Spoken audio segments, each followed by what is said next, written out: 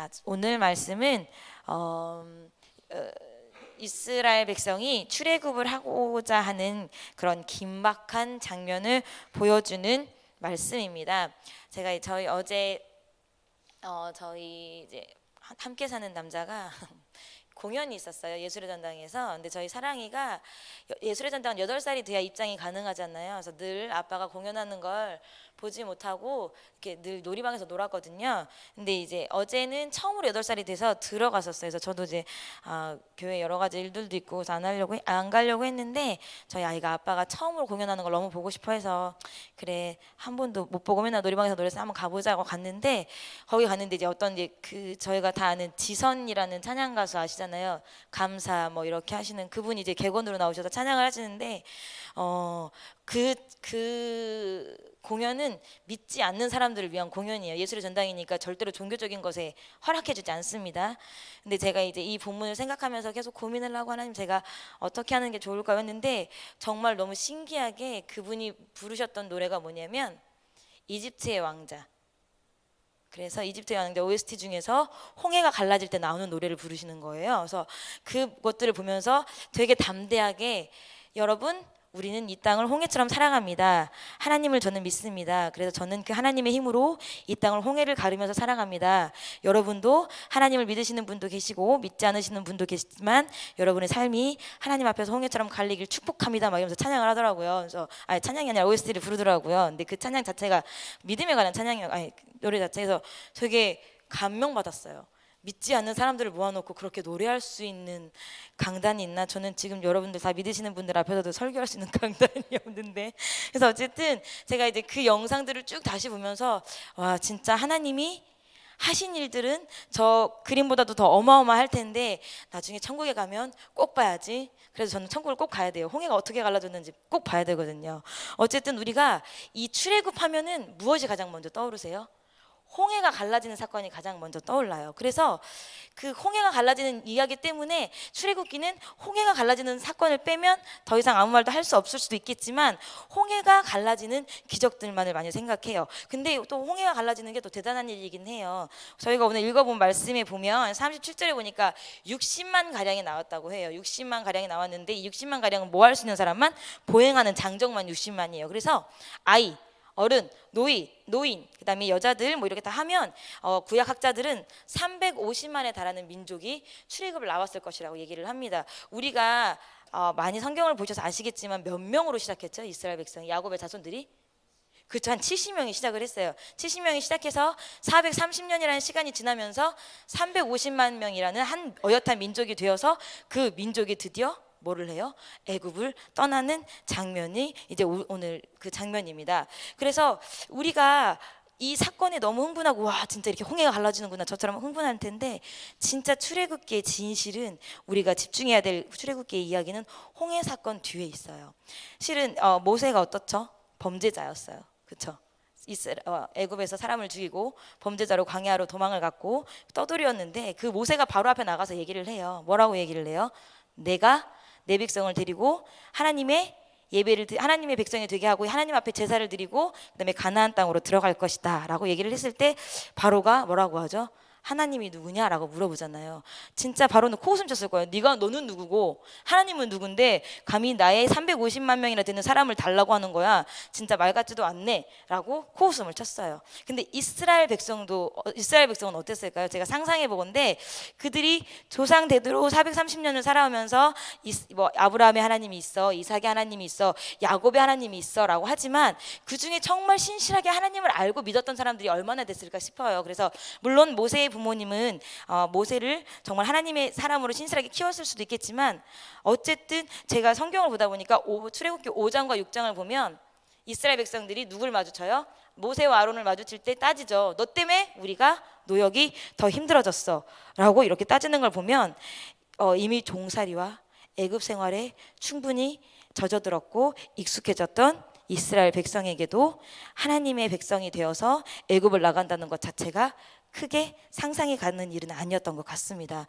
그런데 그들 앞에 하나님이 10가지 재앙을 일으키시죠. 그 10가지 재앙을 일으키시고 그리고 홍해 앞에서 자기들은 마른 땅을 건너가는데 자기들을 괴롭히고 힘든 일을 시켰던 애국 군대들은 어떻게 해요? 홍해에서 다 빠져 죽는 걸 바로 어떻게 해요? 눈앞에서 보면서 자신들이 진짜 하나님이 자신들을 구원하셨고 자신들을 택하셨고 자신들은 정말로 어디에 가게 될 것이다? 가나안에 가게 될 것이다. 굉장히 많이 흥분을 했어요. 그래서 우리가 이제 출애굽 사건이 출애굽 13장에 나오고 쭉쭉 나오는데, 그리고 나서 14장, 15장에 보면 뭐가 나와요? 사람들이 미리암이 소고를 치면서 어마어마하게 하나님을 찬양하는 장면이 나와요. 아주 막 굉장히 흥분해서 찬양을 하면서 그들은 하나님께서 우리를 반드시 가나안에 들여보내실 것이다 라고 생각을 했을 거예요. 자, 그러면 생각을 해보세요, 여러분. 하나님께서 말도 안 되는 10가지 기적을 보이시면서 애굽을 완전히 쫄딱 망하게 하시고 본인들을 이끌어내시고 홍해라는, 지금 생각하면 쫄쫄쫄쫄 우리 개천이겠지만 바다예요. 바다, 엄청난 바다, 홍해. 그 바다를 어떻게 해요? 성경에 보니까 밤새도록 바람이 불어와서 좌우에 벽을 만들고 길을 만드는 걸 이스라엘 백성이 어떻게 해요? 보게 했어요. 그리고 하나님의 사자가 앞에 가던 불기둥에 하나님의 사자가 뒤로 옮기면서 자기네들은 되게 광명한 빛이었고 애굽 사람들은 어때요? 흑암이에요.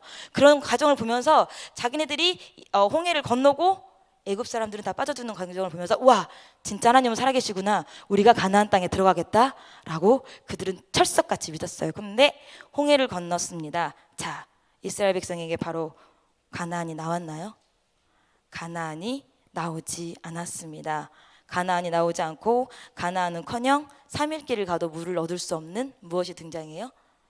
광야가 드디어 시작되었습니다. 그리고 그 광야는 이스라엘 백성들이 때때로 불평하면서 야, 다시 애굽으로 돌아가자라고 하면서 모세와 아론을 위협할 정도로 굉장히 힘들고 고단한 삶이었습니다.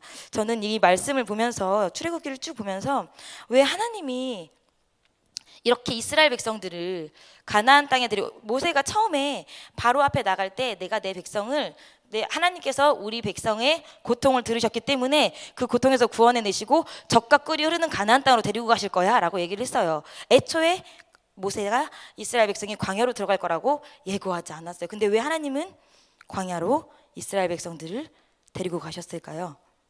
저는 많은 사람들이 하나님께서 이스라엘 백성을 하나님께서 출애굽, 애굽을 빠져나오게 하신 계기가 광야를 가기 위해서라고 생각을 하고 가나안을 가기 위해서라고 말들을 하는데, 저는 성경을 보다 보니까 하나님께서 이스라엘을 데리고 마지막 최종적인 종착역은 가나안이겠지만 하나님이 가고 싶었던 중간 분기점이 나오더라고요. 혹시 거기가 어딘지 아시겠어요?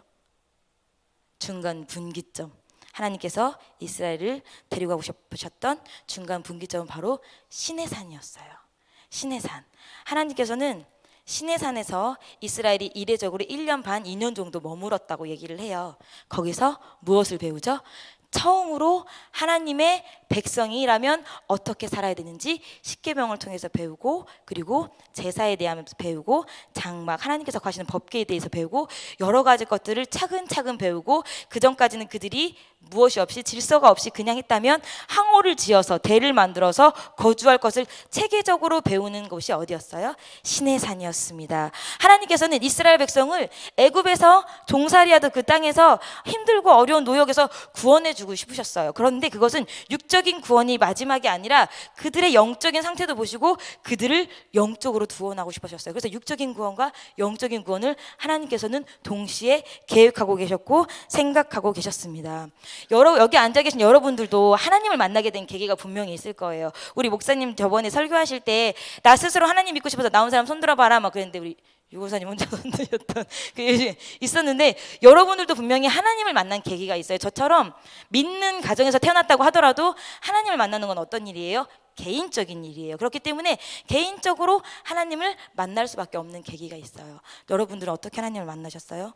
근데 하나님을 만나는 과정이 저희가 이스라엘 백성처럼 행복하고 평안할 때 하나님을 만나나요? 그렇지 않죠. 인간적으로 문제가 있을 때, 혹시 내가 어려움에 있을 때, 심령의 공고함이 있을 때, 그럴 때 우리가 하나님을 찾게 되고 진짜 하나님을 만납니다. 자, 하나님을 만나면 어때요? 하나님을 만남으로 인해서 내가 구원받았다는 걸로 인해서 굉장히 행복하고 기쁘고 세상을 다 가진 것 같은 느낌이 들어요. 근데 여러분 어떠세요? 하나님을 만나서 구원 얻으신 여러분, 그 이후로 꽃길만 걸으셨습니까? 꽃길만 걸으셨나요? 아니죠. 이스라엘 백성처럼 애굽을 빠져나왔더니 더 힘든 3일 길을 가도 물을 얻을 수 없는 광야가 기다리고 있었잖아요. 여러분들도 육신에서 하나님께서 고난에서 건져주셨을지 모르겠지만 하나님을 알아가는 광야가 시작돼요. 그래서 하나님께서 왜 굳이 이스라엘 백성을 광야로 끌고 가셨을까? 물론 성경에 보면 하나님이 하나님 되심을 알게 하시려고 하셨겠지만 제가 봤을 때 인간의 힘인 모든 것들 다 빼신 것 같아요. 인간이 할 수 있는 모든 것들, 그리고 애굽에 관한 좋았던 추억들, 좋았던 기억들, 그리고 무엇이 가장 근본이다? 하나님께서만 영원한 만나와 메추라기를 주시듯이 하나님께로부터 나오는 것을 가지고 살아라라고 하나님께서 광야를 통해서 힘을 빼시고, 그 힘이 빠지고 나서 시내산에서 다다랐을 때 이 사람들이 비로소 하나님에 대해서 온전히 배울 수 있는 시간이 되었지 않았을까라고 생각을 해봅니다. 여러분들은 오늘 어떻게 살아가고 계십니까? 우리가 흔히 세상을 살면서 광야라고 합니다. 여러분들 광야라고 한다면 우리가 시내산, 하나님을 향해 배우고 하나님 앞에 제사를 드리는 거, 예배를 드리는 것을 배우는 시내산은 우리가 어디로 비교를 해볼까요? 저는 혼자 생각을 해보았을 때 만약에 내가 이 광야에서 우리가 중간에 분기점으로 하나님을 만나고 하나님을 배우는 곳이라고 한다면 어디일 수 있겠다? 교회일 수 있겠다. 교회가 우리의 시내산일 수도 있겠다. 교회가 우리가 이 땅에서 삶을 정비하는 하나의 정비소일 수도 있겠다라는 생각을 했습니다. 죄송해요. 잠깐만 줄줄 흘리지. 자, 생각을 했습니다. 우리가 삶을 살면서 고난이 따르지 않을 수는 없어요. 근데 이스라엘 백성들도 광야에서 분명히 고난을 받았어요. 근데 이스라엘 백성이 광야에서 고난을 받을 때 두 가지의 고난이 있어요. 첫 번째 고난은 뭐예요? 자기들이 불평하고 불만하고 죄를 지어서 고난을 받아요. 또 하나는 하나님께서 이스라엘 백성에게 하나님이 하나님 되심을 알려주시려고 하나님께서 일부러 먼 길을 돌아가게 하시는 고난을 주기도 해요. 여러분들, 제가 삶은 어떤지 모르겠지만 여러분들이 만약에 고난 가운데 있다고 하시면 여러분은 어떤 고난 가운데 계십니까? 여러분들 스스로 불평하고 불만하고 내 힘으로 살아보려고 악착같이 아둥바둥 하다가 고난을 당하고 계십니까? 아니면 그래, 내가 보니까 너는 신앙이 한 단계 더 성장해야 될 것 같아, 내가 너에게 나를 조금 더 보여줄게, 그래서 하나님께서 일부러 돌고 계시는 그런 고난을 당하십니까? 에레미야가 3장 33절에 보니까 주께서 인생으로 고생하며 근심하게 하심이 본심이 아니라고 나와요. 하나님은 절대로 우리 한 사람도 고난을 받고 고생하게 하고 싶어 하지 않으세요. 이스라엘 백성들도 광야로 이끈 것도 하나님은 진짜 하나님이 내가 하나님이야, 내가 너를 구원했어, 내가 너를 애굽에서 데리고 나왔잖아, 내가 너에게 물도 주고 만나도 고기도 주고 먹을 것도 줄게, 그러니까 누구만 봐? 나만 봐 라고 했지만 이스라엘 백성은 그 광야에서조차도 애굽을 떠올렸어요. 애굽을 그리워했어요. 우리가 애굽에 있을 땐 그래도 고기를 먹지 않았냐? 모세와 아론을 버리고 우리가 애굽으로 돌아가자. 여러분들은 어떠십니까? 여러분들은 하나님께서 여러분들에게 주신 이 시간들을 통해서 무엇을 기억하십니까? 누가 그때 우스갯소리로 그랬다고 했어요. 어떤 한 분이 지나가시는데 뭐라고 했다고 했지? 지나가시는데 아유, 예수님 좀 더 이따 믿을 걸 그랬죠? 이랬다고 하시더라고요. 무슨 말이에요? 예수 일찍 믿으니까 어때? 고되니까 되니까 조금 더 나중에 믿을 걸 그랬지? 뭐 이런 뉘앙스였던 것 같은데 여러분들도 혹시 그렇게 후회하고 계십니까? 저는 후회해 본 적이 있긴 하지만 요새는 아닙니다. 여러분, 우리가 하나님을 진짜 믿는다면 육적 구출을 만족하면 안 돼요. 내 육신이 하나님께서 하나님, 내 이런 기도 제목이 있어요, 이 기도 제목 하나님, 내 이런 어려움이 있어요, 이 어려움 하나님 해결해 주세요. 그래서 그 문제가 해결돼서 하나님 감사합니다가 아니라 그 문제를 해결해 주셨을 땐, 그 문제에서 우리가 탈출했을 땐 하나님께서 무엇도 우리에게 원하시는 거예요? 영적으로도 탈출하기를 원하시는 거예요. 가벼운 육적의 고난만 해결하려고 하는 게 아니라 영적으로도 우리가 어떻게 하나님 앞에 그 세상의 것을 버리고 탈출하기를 원하십니다. 광야는 하나님 하나님께서 이스라엘 백성의 사람의 힘을 모두 빼기 위한 것이에요. 만약에 출애굽을 하면서 육적으로 이스라엘 백성이 구원을 얻었다면 이번에는 어디에서? 시내산에서 하나님을 바르게 만나고 알고 인간인 것을 모두 버리고 하나님의 백성으로. 그 전까지는 아마 이스라엘 백성들이 무엇에 더 익숙했을까요? 애굽 삶에 더 익숙했을 거예요. 왜냐하면 이스라엘 백성으로 하나님의 백성으로 살아본 적이 없으니까. 애굽 땅에서 430년 동안. 여러분들도 어떤 삶에 더 익숙해요? 세상의 삶에 더 익숙했을 거예요. 그래서 세상의 삶에서 어떤 사람으로 하나님의 사람으로 살아가는 그 과정이 녹록지는 않아요. 그렇기 때문에 부딪히고 힘든 거예요. 그렇지만 그 과정이 모두 끝난다면 하나님께서는 내 백성이라고 부르실 만한 조건이 되고 그럴 자격이 될 겁니다. 여러분, 우리가 교회 안에서 정말 잘 배워야 돼요. 이스라엘 백성처럼. 이스라엘 백성이 시내산에서 하나님 모세가 계명을 받을 때도 뭐 했어요? 우상 숭배했죠. 귀걸이를 빼다가. 교회 안에서도 그런 사람도 있어요. 하나님을 잘 배우라고 만들어 놓은 교회 안에서도 무엇해요? 교회 생활이 전부인 줄 알고 교회를 우상처럼 만드는 사람들이 있어요. 교회는 우리가 이 땅에서 살아가는 분기점이지, 이것이 우리가 새를 불리고 이것이 우리가 우리의 달란트를 드러내고 우리의 능력을 장악하고 우리의 만족을 채워주는 것이 아니에요. 이곳은 정말 담임 목사님 말씀을 통해서 모세가 이스라엘 백성들에게 하나님의 말씀을 대언했던 것처럼 담임 목사님을 통해서 우리가 말씀을 얻고 하나님의 백성으로 만들어지는 곳이지, 이곳이 우리가 영원히 안주할 그런 마지막 종착지는 아니에요. 가나안 땅, 천국에 들어가기 위해서 훈련받는 곳이에요. 그런데 이런 시내산에서도 광야처럼 또 사는 사람들이 있어요. 이 시내산에서는 이 교회에서는 하나님을 배워야 되는데 이 교회 안에서도 광야야. 혼자 있어. 너무 힘들어. 교회가 너무 힘들어. 교회가 진짜 지쳐. 그건 어떻게 된 거예요? 이스라엘 백성하고 똑같아. 이스라엘 백성도 모세가 십계명을 받으러 올라갈 때 이 모세 죽었나 보다. 우리가 신을 만들어서 다시 애굽으로 돌아가야겠다. 우리도 똑같아요. 하나님, 이 교회 안에서도 내가 하나님 앞으로의 공급을 받지 못하고 기다리지 못하니까 엉뚱한 방법들을 생각해내서 그 방법대로 교회를 움직여 보려고 하잖아요. 여전도회든 남전도회든 주일학교든 학생이든. 여러분, 이곳은 하나님을 배워가는 곳입니다. 그리고 우리가 뭐 하는 곳이에요? 우리의 자녀들을, 이스라엘 백성 자신의 자녀들을 가르쳤던 것처럼 우리도 우리의 자녀들을 가르치는 곳이 이 교회입니다. 여러분들은 어떠합니까? 하나님의 자녀로서 완벽하게 영적인 구출까지 받으셨습니까? 아니면 육적인 구출만 받아서 하나님 그때 이 병 낫게 해주셔서 예수님 믿었는데 왜 또 난 아픈 거예요? 하나님 그때 이 문제 해결해 주신 것 같은데 왜 또 이 문제가 생긴 거예요? 라고 여전히 육신의 구출만을 위해서 지금 기도하고 계십니까?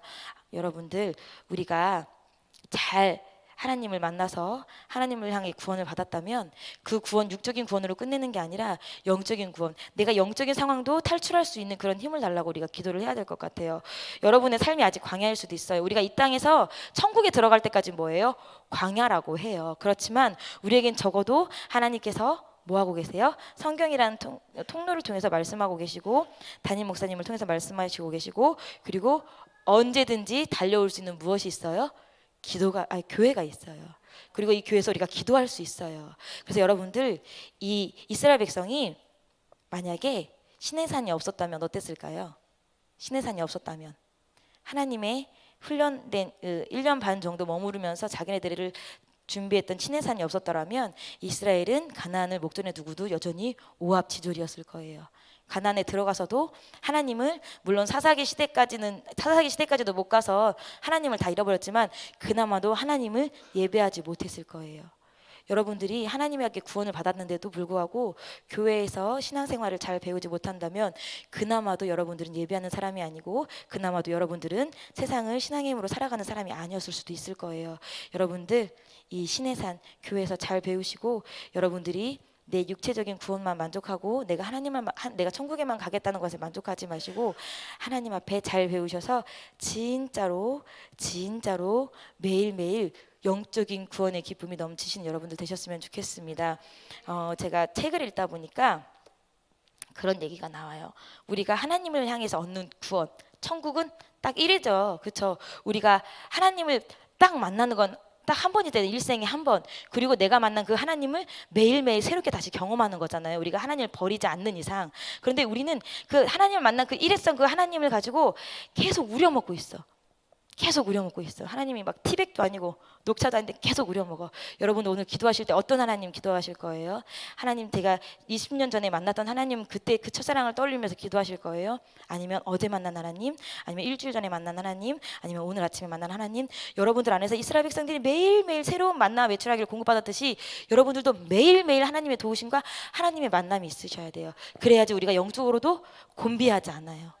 이스라엘 백성이 6월절을 그 하나만 가지고 광야에 40년을 견뎠다면 곤비했을 거야. 근데 매일매일 살아계신 하나님을 봤잖아요.